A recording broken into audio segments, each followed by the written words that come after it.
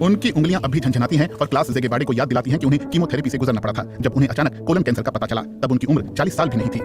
Ich habe einen Zusammenbruch gehabt. मेरे सीने में दर्द हुआ और मैं गिर पड़ा। मुझे एम्बुलेंस से अस्पताल ले जाना पड़ा। उन्हें लगा शायद समस्या दिल से जुड़ी हुई है, लेकिन सब ठीक निकला। Da war alles in Ordnung.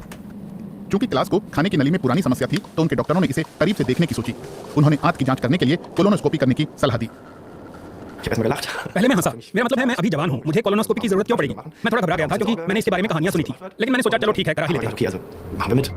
Colonoscopy के दौरान डॉक्टर एक छोटे कैमरे का इस्तेमाल करके बड़ी आंत के अंदर देखते हैं। वो देखते हैं कि कहीं वहां कैंसर से पहले वाली गांठें तो नहीं बन रही हैं। इन गांठों को पॉलिप्स कहते हैं, जो छोटे ट्यूमर होते हैं। ये धीरे धीरे बढ़ते हैं, लेकिन समय के साथ ये कैंसर में बदल सकते हैं। इसीलिए जितनी जल्दी इन्हें पकड़ा जाए उतना अच्छा।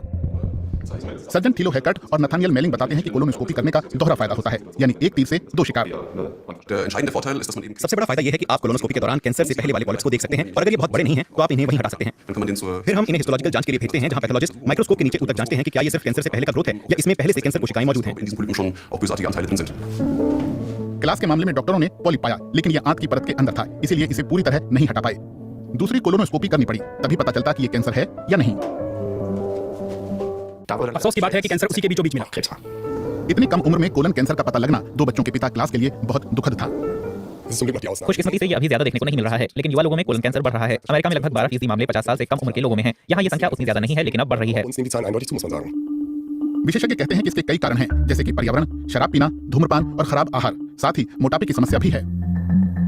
हम जानते हैं कि कैंसर अक्सर इन्फ्लेमेशन से जुड़ा होता है और ये संभव है कि मोटापा शरीर में ऐसी स्थिति पैदा करे, भले ही आपको कुछ गलत महसूस ना हो। इससे कैंसर का खतरा बढ़ सकता है।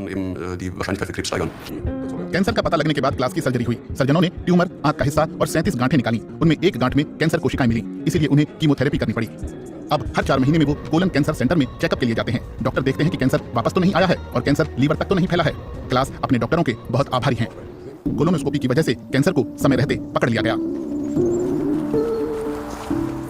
उन्होंने शायद मेरी जान बचा ली। अगर उन्होंने इसे नहीं पकड़ा होता, क्योंकि ये पहले ही लिम्फ नोड तक फैल चुका था, तो मैं आज यहाँ नहीं बैठा होता, या कम से कम अब जितना स्वस्थ महसूस कर रहा हूँ उतना नहीं होता।